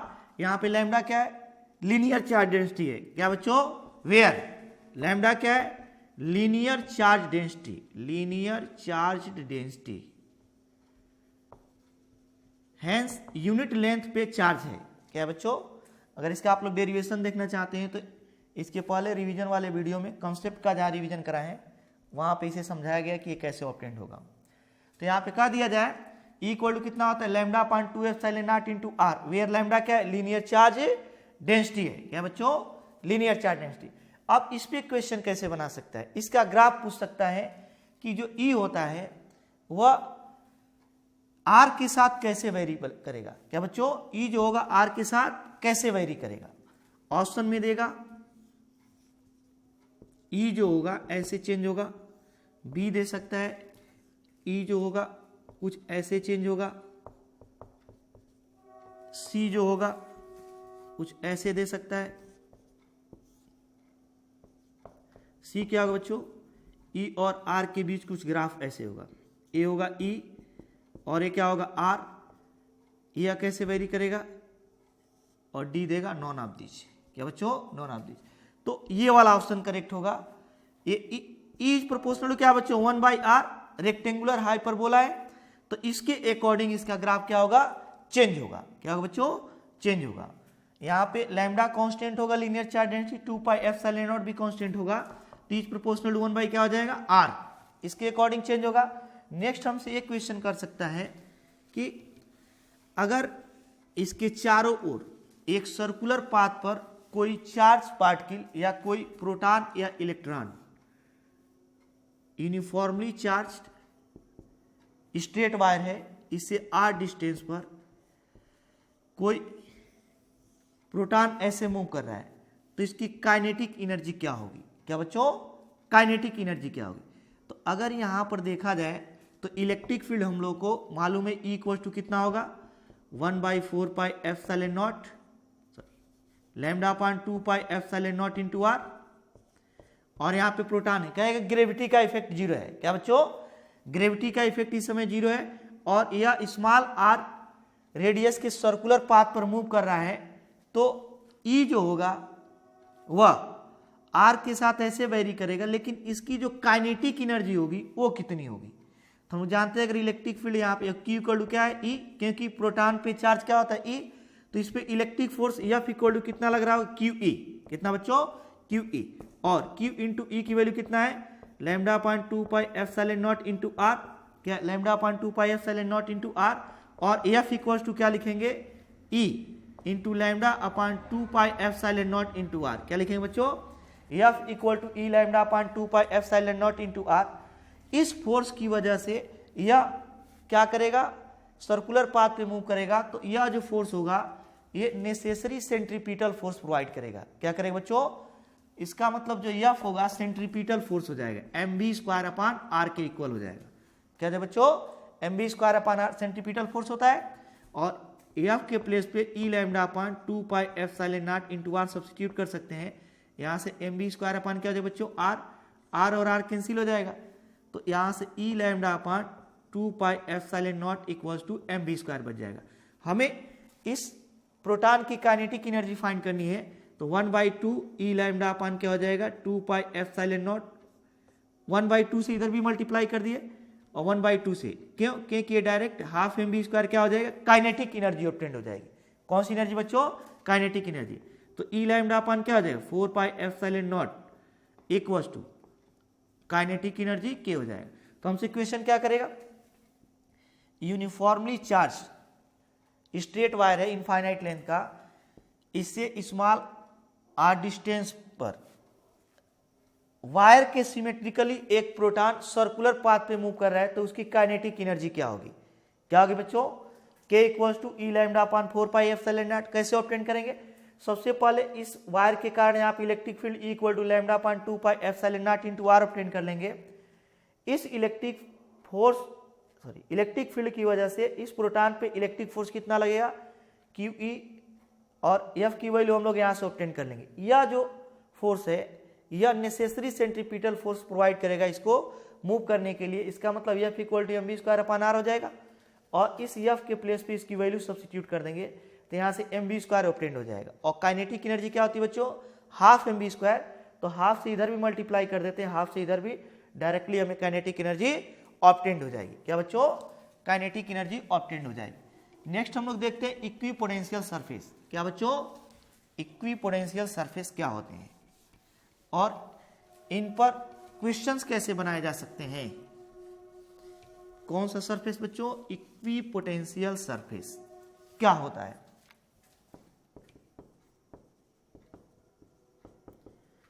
Equipotential surface वह सरफेस जिस पर सिचुएटेड एवरी पॉइंट का पोटेंशियल सेम हो। क्या बच्चों, वह सरफेस जिस पर सिचुएटेड एवरी पॉइंट का पोटेंशियल सेम हो उसे इक्विपोटेंशियल सरफेस कहेंगे। कौन सा बच्चों, इक्विपोटेंशियल सरफेस। एज्यूम कर लिया जाए कि अगर कोई पॉइंट चार्ज है, क्या बच्चों, पॉइंट चार्ज, तो इसकी वजह से इक्विपोटेंशियल सरफेस कैसा होगा बच्चों, स्फेरिकल होगा। इसको सेंटर एज्यूम करके जितने भी स्फीयर ड्रा किए जाएंगे वे सभी के सभी क्या होंगे, इक्विपोटेंशियल सरफेस होंगे। अगर इस पर एक पॉइंट ले लिया जाए, इसका पोटेंशियल V1 है, तो इस पर जितने भी पॉइंट होंगे इन सभी का पोटेंशियल क्या होगा बच्चों, V1 होगा। क्यों, क्योंकि एज्यूम कर लिया जाए कि ये क्यू चार्ज है। अगर यह r डिस्टेंस पर है तो ये भी कितने डिस्टेंस पे होगा, r डिस्टेंस पे, ये भी कितने डिस्टेंस पे होगा बच्चों, r डिस्टेंस पे। तो अगर यहाँ पे पोटेंशियल V1 फाइंड किया जाए तो 1/4πε0 Q/r हम लोग जानते हैं क्या होगा बच्चों, Q/r। यहाँ पर भी पोटेंशियल, सब डिस्टेंस r ही तो है, तो इक्वल डिस्टेंस पर जो पोटेंशियल होगा सेम होगा। तो अगर स्फेरिकल चार्ज ले लिया जाए तो पॉइंट चार्ज ले लिया जाए तो जो इक्विपोटेंशियल सरफेस होगा वो कैसा होगा बच्चों, स्फेरिकल होगा। अगर इस पर पोटेंशियल V2 है तो इसके एवरी पॉइंट पे पोटेंशियल कितना हो जाएगा, V2 हो जाएगा। तो ये फर्स्ट स्फेरिकल सरफेस है, सेकेंड स्फेरिकल सरफेस है। ऐसे ही इसको सेंटर एज्यूम करके जितने भी स्फीयर ड्रा किए जाएंगे वो सभी के सभी क्या होंगे बच्चों, इक्विपोटेंशियल सरफेस होंगे। क्या होंगे, इक्विपोटेंशियल सरफेस। तो पॉइंट चार्ज के कारण जो इक्विपोटेंशियल सरफेस होगा वह स्फेरिकल होगा। क्या होगा बच्चों, स्फेरिकल। अगर हम लोग क्या ले लें, एक स्ट्रेट वायर ले ले जो यूनिफॉर्मली चार्ज है, तो इसके कारण इक्विपोटेंशियल सरफेस क्या होगा, इसको एक्सिस एज्यूम करके जितने भी सिलेंडर ड्रा किए जाएंगे, क्या बच्चों, जितने भी सिलेंडर ड्रा किए जाएंगे सभी के सभी क्या होंगे, इक्विपोटेंशियल सरफेस। अगर इस पॉइंट का पोटेंशियल V1 है तो इस पॉइंट का पोटेंशियल भी क्या होगा बच्चों, V1। इस पॉइंट का पोटेंशियल भी क्या होगा, V1। इस पॉइंट का पोटेंशियल भी क्या होगा, V1। एवरी पॉइंट के पोटेंशियल क्या होंगे, V1। नेक्स्ट अगर और भी सिलेंडर ड्रा किए जाए इसको एक्सिस मानकर, तो वो भी क्या होंगे, इक्विपोटेंशियल सरफेस होंगे। क्या होंगे बच्चों, इक्विपोटेंशियल सरफेस होंगे और उनके पोटेंशियल आपस में इक्वल होंगे। अगर इस पॉइंट का पोटेंशियल V2 है तो इस पॉइंट का पोटेंशियल भी क्या होगा, V2। इस पॉइंट का पोटेंशियल भी क्या होगा, V2। तो लीनियर चार्ज के कारण इक्विपोटेंशियल सरफेस सिलिंड्रिकल होगा। कैसा होगा बच्चों? सिलिंड्रिकल होगा। अगर एक प्लेन चार्ज शीट ले लिया जाए तो इसके कारण इक्विपोटेंशियल सरफेस कैसा होगा बच्चों? इसकी वजह से इक्विपोटेंशियल सरफेस भी प्लेन होगा। ऐसा होगा बच्चों? प्लेन होगा। इसके पैरेलल जितने भी प्लेन होंगे वे सभी के सभी क्या होंगे? Equipotential surface. यहाँ पे V1 पोटेंशियल तो यहाँ भी V1 पोटेंशियल, यहाँ भी पोटेंशियल क्या होगा बच्चों? V1। तो अगर कोई प्लेन चार्ज शीट ले लिया जाए तो इसके पैरेलल जितने भी प्लेन होंगे सभी के सभी क्या होंगे? Equipotential surface. अगर इसका पोटेंशियल V2, इसका भी पोटेंशियल V2, इसका भी पोटेंशियल V2, तो ऑब्जेक्टिव क्या बना सकता है? जो इक्विपोटेंशियल सरफेस होते हैं उनके ऑलवेज परपेंडिकुलर होता है इलेक्ट्रिक फील्ड। क्या बच्चों? इलेक्ट्रिक फील्ड ऑलवेज क्या होगा? परपेंडिकुलर होगा। एज्यूम कर लिया जाए यहाँ पे पॉजिटिव चार्ज है तो यहाँ से जो इलेक्ट्रिक फील्ड लाइंस निकलेंगी ऐसे जाएंगी, क्या होंगी बच्चों? ऐसे इमर्ज करके चलेंगी। तो ये इक्विपोटेंशियल सरफेस के परपेंडिकुलर, परपेंडिकुलर, परपेंडिकुलर और परपेंडिकुलर। इस इक्विपोटेंशियल पर भी देखा जाए तो यहाँ भी परपेंडिकुलर, यहाँ भी परपेंडिकुलर, यहाँ भी परपेंडिकुलर और यहाँ भी परपेंडिकुलर। तो फर्स्ट प्रॉपर्टी हम लोग याद रखेंगे कि जो इलेक्ट्रिक फील्ड E होता है, क्या बच्चों? E, वह इक्विपोटेंशियल सरफेस के क्या होता है? परपेंडिकुलर। यहाँ पर भी इलेक्ट्रिक फील्ड ऐसे चलेंगे तो ये इक्विपोटेंशियल सरफेस है, इसके क्या होगा बच्चों? परपेंडिकुलर। क्या होगा? परपेंडिकुलर। इसके क्या होगा बच्चों? परपेंडिकुलर होगा। यहाँ भी इक्विपोटेंशियल सरफेस ऐसे है तो इसके परपेंडिकुलर होगा। क्या होगा बच्चों? परपेंडिकुलर होगा। तो electric field E equipotential surface के क्या होता है? परपेंडिकुलर होता है। नेक्स्ट हम लोग को एक और क्वेश्चन बना सकता है कि अगर यहाँ पे कोई पॉइंट चार्ज रख दिया जाए, क्या बच्चों? एक पॉइंट चार्ज यहाँ पे रख दिया जाए Q, और इसके चारों ओर एक Q1 चार्ज को पॉइंट A से पॉइंट B तक ले जा रहे हैं। कहां तक बच्चों? यहाँ पे Q चार्ज है, इसके चारों ओर एक स्फीयर है जिस पर Q1 चार्ज को A से B तक ले जा रहे हैं। तो वर्क डन कितना होगा? कितना होगा बच्चों? W equals to Q1 VA minus VB, VA minus VB, W equal to Q into V होता है, V पोटेंशियल डिफरेंस है। तो यहां से यहां तक A से B तक चार्ज Q1 को ले जाने में जो वर्क डन होगा W equal to Q1 VA minus क्या होगा बच्चों? VB। लेकिन इक्विपोटेंशियल सरफेस होगा, हमें ये नहीं देगा कि ये इक्विपोटेंशियल सरफेस है, हमें इसका आइडेंटिफिकेशन करना पड़ेगा कि यह इक्विपोटेंशियल सरफेस होगा। क्यों? क्योंकि अगर इसको सेंटर मानकर हम लोग इस स्फीयर को ड्रा किए हैं तो इसके एवरी पॉइंट का डिस्टेंस इक्वल होगा, और डिस्टेंस इक्वल होने की वजह से यह एक इक्विपोटेंशियल सरफेस होगा। इसका मतलब जो VA होगा वो किसके इक्वल होगा बच्चों? VB के। तो Q1 ये VA माइनस VA कितना हो जाएगा बच्चों? 0। तो हमें कई ऑप्शन देगा कि A से B तक ले जाने में वर्क डन जो होगा पॉजिटिव होगा, निगेटिव होगा, 0 होगा, या नॉन ऑफ दिस, या ऐसा कुछ लिख कर दे देगा। कितना होगा बच्चों? 0। हो सकता है कि ऐसा न दे, कंप्लीट सर्किल या स्फीयर बना कर न दे, बल्कि ऐसे दे दे। यहाँ पे स्मॉल Q चार्ज है और इसके चारों सेमी सर्किल ड्रा किया गया। क्या बच्चों? Semi circle. और एक चार्ज Q1 को एक इंड से दूसरे इंड तक A to B मूव कराया गया। कहां से कहां तक बच्चों? A to B। कहेगा वर्क डन अब कितना होगा? अगेन 0 हो जाए, क्योंकि इक्विपोटेंशियल सरफेस का ही तो पोर्शन है, ये पूरा इक्विपोटेंशियल सरफेस होगा, उसी का तो एक पोर्शन है। तो W अगर अगेन फाइंड करें तो Q1 VA माइनस क्या लिखेंगे बच्चों? VB, VA minus VB। तो यहां से क्या हो जाए? Q1 V minus V equal to 0। इस पर भी क्वेश्चन बना सकता है। एक कहेगा कि linearly charge, uniformly charge straight wire है। क्या बच्चों? यूनिफॉर्मली चार्ज स्ट्रेट वायर है, और इसको एक्सिस एज्यूम करके एक सिलेंडर ड्रा किया गया। क्या बच्चों? एक सिलेंडर ड्रा किया गया, और इसके एक पॉइंट A से B तक एक चार्ज Q1 को ले जाया गया, Q1 को। तो वर्क डन क्या होगा बच्चों? Again 0। W equal to Q1 VA minus क्या हो जाएगा? VB, और VA और VB आपस में क्या है बच्चों? इक्वल है। VA इक्वल टू क्या है? VB। तो W इक्वल टू हो जाएगा Q1 VA minus VA equal to क्या हो जाएगा? 0। तो Q1 इंटू 0 इक्वल टू क्या हो जाएगा बच्चों? 0। तो A पॉइंट से B पॉइंट तक अगेन Q1 चार्ज को ले जाने में वर्क डन कितना हो जाएगा? 0 हो जाएगा। क्या है बच्चों? 0। नेक्स्ट हम लोग देखते हैं पोटेंशियल ग्रेडियंट। क्या बच्चों? Potential gradient.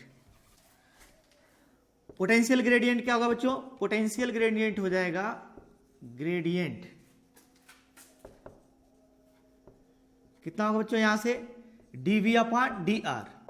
और पोटेंशियल ग्रेडियंट और इलेक्ट्रिक फील्ड में क्या रिलेशन होता है हम लोग जानते हैं, dv इक्वल्स टू जो होता है minus E dot D R होता है। क्या होता है बच्चों, minus E dot D R. अगर इंटीग्रेट कर दें तो dv इक्वल्स क्या लिखेंगे, minus E dot D R.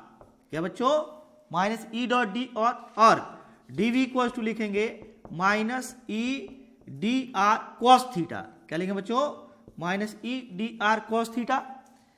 इसकी लिमिट कैसे लिखते हैं, तो एज्यूम कर लिया जाए कि कोई रेफरेंस चार्ज ले लिया जाए यहां पे, या रेफरेंस पॉइंट ले लिया जाए। यार यहां पे एक रेफरेंस पॉइंट है, एज्यूम कर लिया जाए यहां पे पोटेंशियल 0 है, और यहां पर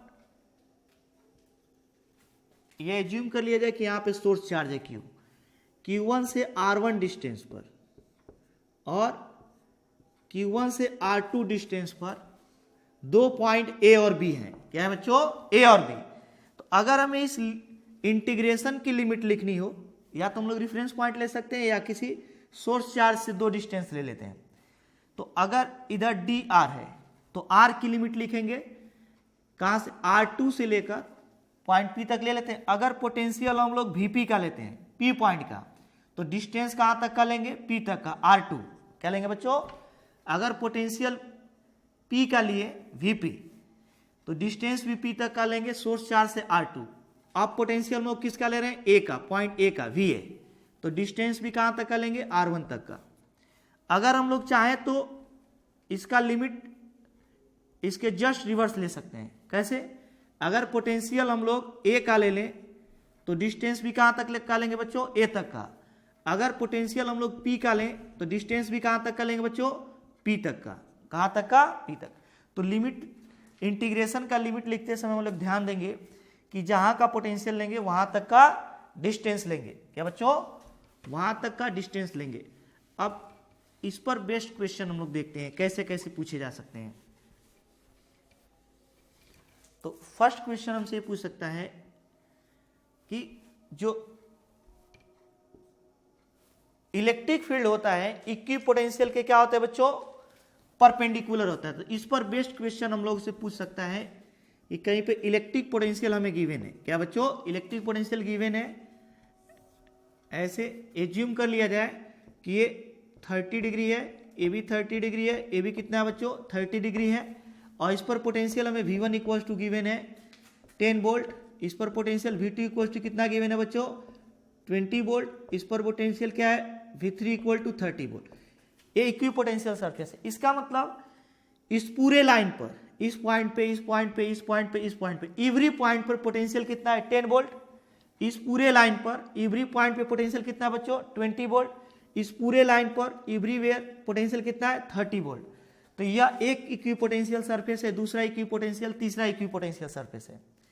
अब कहेगा कि इलेक्ट्रिक फील्ड ई की डायरेक्शन बताओ, कि इलेक्ट्रिक फील्ड ई की डायरेक्शन क्या होगा, और ऑप्शन देगा 120 degree from positive x axis. कहां से बच्चों, पॉजिटिव एक्स एक्सिस। नेक्स्ट हमें क्या देगा, B 30 degree from positive x axis.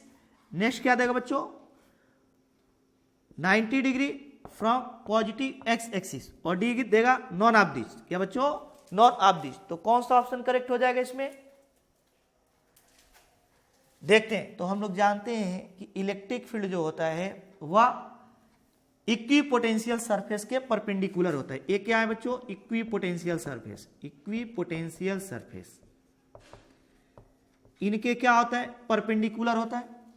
और इलेक्ट्रिक फील्ड के डायरेक्शन में जाने पर पोटेंशियल डिक्रीज करता है। क्या करता है बच्चों, डिक्रीज। तो एक तो क्लियर है कि इन लाइंस के परपेंडिकुलर होगा।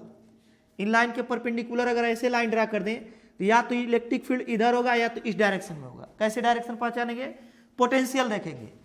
इलेक्ट्रिक फील्ड के डायरेक्शन में जाने पर पोटेंशियल क्या करेगा बच्चों, डिक्रीज करेगा। यहाँ पे 20 है, यहाँ पे 10 है, इसका मतलब इलेक्ट्रिक फील्ड ऐसे रहा होगा। और इक्विपोटेंशियल सरफेस के क्या होगा, परपेंडिकुलर होगा। क्या होगा बच्चों, परपेंडिकुलर।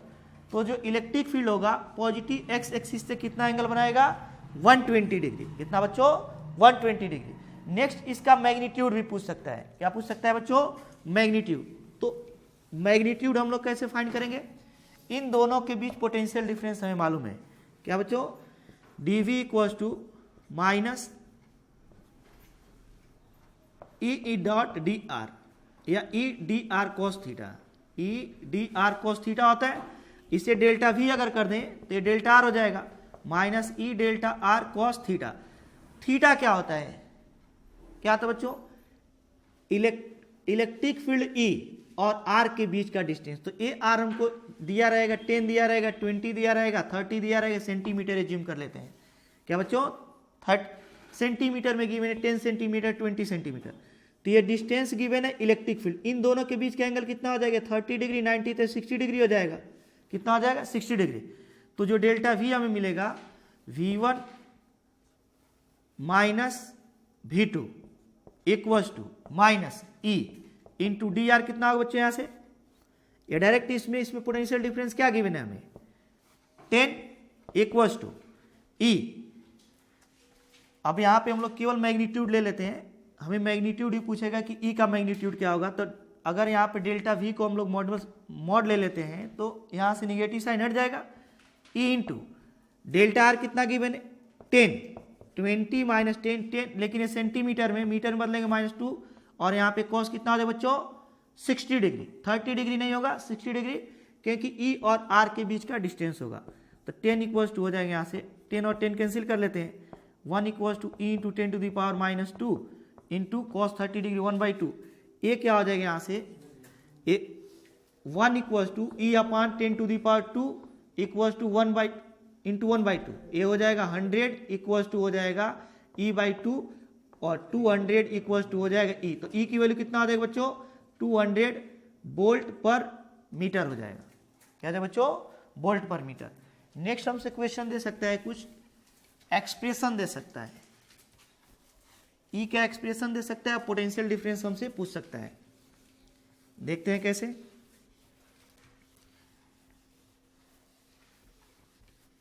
एज्यूम कर लिया जाए, यहां पे क्वेश्चन गिवन है if at 2,5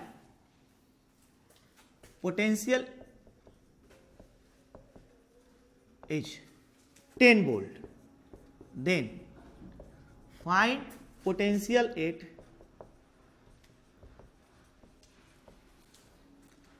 3,6 while E vector equals to given हमें 2x at 10 I cap plus 20 j cap। ये हमें गिवन है 10 I cap plus 20 j cap। तो कैसे हम लोग इसको सॉल्व करेंगे? कह रहे कि यहाँ पे पोटेंशियल 10 वोल्ट है, तो इस पॉइंट पे पोटेंशियल क्या होगा? ये क्या है? x1, y1 है। क्या बच्चों? एक कोऑर्डिनेट दिया रहेगा 2,5 पे पोटेंशियल हमें क्या गिवन है? V1 इक्वल्स टू गिवन है, ऐसे कोई लाइन ले लिया जाए। यहाँ पे पॉइंट हमें गिवन है 2,5, यहाँ पे potential V1 equal to given है 10 वोल्ट, और किस पॉइंट पे पोटेंशियल हमें पूछ रहा है? 3,6। ये x1, y1 हो जाएगा, और ये क्या हो जाएगा बच्चों? x2, y2। तो x1, y1 पे गिवन है पोटेंशियल, और x2, y2 पे हमें पूछ रहा है कितना होगा। तो क्या करेंगे? Integration dv equals to minus integration E dot D r. E dot क्या करेंगे बच्चों? D r. तो यहाँ से पोटेंशियल में क्या एज्यूम कर लेते हैं? यहाँ का पोटेंशियल V2, तो यहाँ का कोऑर्डिनेट लिखेंगे 3,6। क्या लिखेंगे बच्चों? 3,6। यहाँ का पोटेंशियल V1, तो यहाँ का कोऑर्डिनेट लिखेंगे 2,5। जहाँ का पोटेंशियल लेंगे वहीं का कोऑर्डिनेट लिख देंगे, और E की वैल्यू हमें मालूम है माइनस 3,6 2,5। E की वैल्यू क्या गिवन है बच्चों? 10 I cap plus 20 j cap, और डॉट डी आर क्या लिखेंगे? dx I cap plus dy j cap. क्यों? क्योंकि ये जो इलेक्ट्रिक फील्ड दिया है उसके x और y कंपोनेंट गिवन है, तो यहाँ पे dx I कैप और dy j कैप dr होगा। यहाँ से क्या हो जाएगा? ये हो जाएगा इंटीग्रेशन V2, और V1 क्या है? 10, और ये dv। ये ऐसे लिख सकते हैं, इंटीग्रेशन dv क्या है बच्चों? v। ये V2 से लेकर कहाँ तक? V1 तक। V2 से लेकर के V1 तक हो जाएगा इक्वल्स टू, डॉट प्रोडक्ट कर लेते हैं हम लोग दोनों, आई कैप का x का और जे कैप का y के साथ, 3,6 और ये क्या हो जाएगा 2,5, डॉट प्रोडक्ट आई के कोफिशिएंट का आई के कोफिशिएंट के साथ, तो 10 into d x plus 20 into d y, 20 into क्या हो जाएगा बच्चों डी वाई हो जाएगा। यहाँ से अगर हम लोग वैल्यू ऑब्टेंड करें इसको इंटीग्रेट करके, तो V2 कितना ऑब्टेंड होगा देखते हैं, क्या है बच्चों V1 minus V2 equals to minus, यहाँ पे माइनस है, अलग अलग डिफ्रेंशिएट करते हैं कैसे, ax को अलग लेते हैं, 3 to 2 ax है, 3 to क्या बच्चों 2, 10 into d x plus next 6 से 5, 6 to 5 ये क्या है 20 into d y, 20 into d y, और जब फाइनली इसको इंटीग्रेट करेंगे तो इसकी वैल्यू है 10 minus V2 equals to minus, ये 10 अलग हो जाएगा, dx का क्या हो जाएगा x 3 to 2 प्लस 20 अलग हो जाएगा, dy का क्या हो बच्चों y 6 to 5, और ये क्या हो जाएगा 10 minus V2 equals to minus 10 into upper limit क्या है 2 माइनस लोअर लिमिट क्या है 3 प्लस 20, अपर लिमिट क्या है 5 माइनस लोअर लिमिट क्या है बच्चों 6 है। तो इसको जब सॉल्व करेंगे तो वैल्यू कितनी ऑब्टेंड होगी, इसको देखते हैं। यहां से जो वैल्यू ऑब्टेंड होगी 10 minus V2 equals to minus, ये हो जाएगा माइनस 10 और minus 20, 10 minus V2 equals to हो जाएगा माइनस माइनस 30, माइनस माइनस क्या हो जाएगा बच्चों प्लस हो जाएगा 30, minus 30 equal to V2 minus 20 volt हो जाएगा, क्या है बच्चों माइनस 20 वोल्ट। तो अगर हमें E दे करके और V पूछेगा तो इस तरह सॉल्व करेंगे। नेक्स्ट हम लोग देखते हैं कि अगर एक पॉजिटिव चार्ज और एक निगेटिव चार्ज दे दे और कह दे इक्विपोटेंशियल सरफेस की सिचुएशन बताइए और वहाँ पे इलेक्ट्रिक फील्ड की डायरेक्शन भी बताइए। एज्यूम कर लिए यहाँ पे प्लस Q है और यहाँ पे क्या बच्चों माइनस Q है, तो हम लोग इलेक्ट्रिक डायपोल में पढ़े हैं कि जो इक्विपोटेंशियल सरफेस होगा क्या होगा बच्चों, इक्विपोटेंशियल सरफेस होगा वो कहाँ पे ऑब्टेंड होगा, इसके मिडिल पॉइंट पे, एवरी पॉइंट पे V क्या आता है 0, क्या आता है बच्चों V0, इसका मतलब V सेम होगा, तो यह इक्विपोटेंशियल सरफेस होगा। क्या होगा बच्चों, अगर एक प्लस Q चार्ज है माइनस Q चार्ज है और पूछे इक्विपोटेंशियल सरफेस बताइए कहाँ पे होगा, तो दोनों चार्ज के परपेंडिकुलर बाइसेक्टर, कोई परपेंडिकुलर बाइसेक्टर किसको रिप्रेजेंट करेगा बच्चों, इक्विपोटेंशियल सरफेस को, और इस पर इलेक्ट्रिक फील्ड जो होगा परपेंडिकुलर होगा, क्या होगा इलेक्ट्रिक फील्ड परपेंडिकुलर होगा। तो ये दो ऑप्शन पूछ सकता है कि इलेक्ट्रिक फील्ड की डायरेक्शन क्या होगी, इसके परपेंडिकुलर होगी, इलेक्ट्रिक फील्ड की पोजीशन क्या होगी मिडिल पॉइंट पे, कहाँ बच्चों मिडिल पॉइंट पे।